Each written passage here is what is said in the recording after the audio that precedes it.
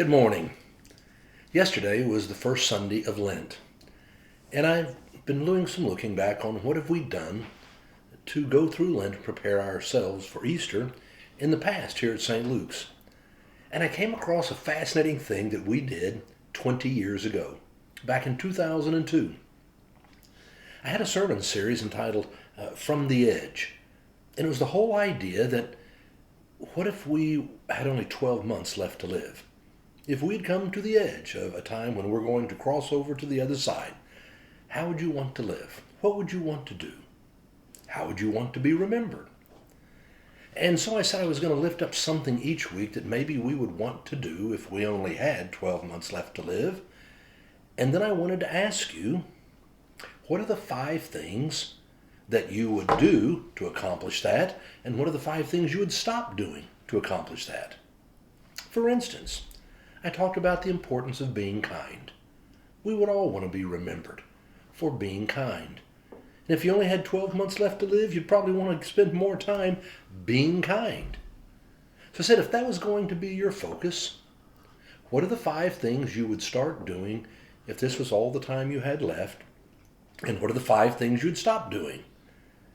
And I thought it was so fascinating to see what we as a congregation said. You would email me things, you would send me notes. We compiled it all in my office, and then we had a list of these 5 things to start and 5 things to stop, and I shared them back with you.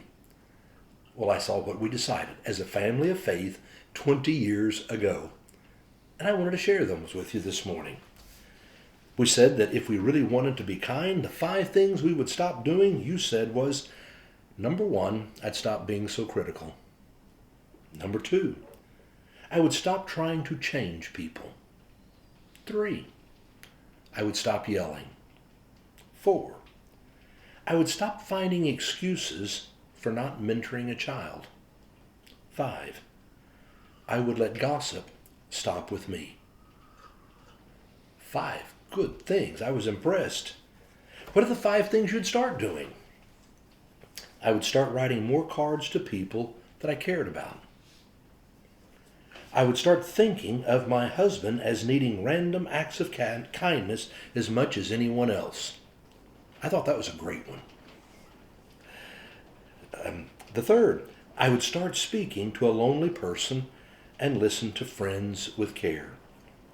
4, I would start treating other drivers the way I wanted to be treated.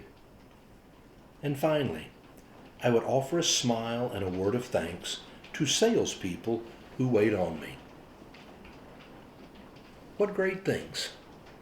5 things to stop, 5 things to start from 20 years ago, and they are still just as applicable and appropriate today as they were back then. It really is a good thing to think about. It's what we do in Lent. We stop to think about the things of ultimate importance and the things that really matter. As we begin this season of Lent, I hope you'll think about maybe what are the things you would want to start and stop so that you would be remembered for being kind. Have a great day.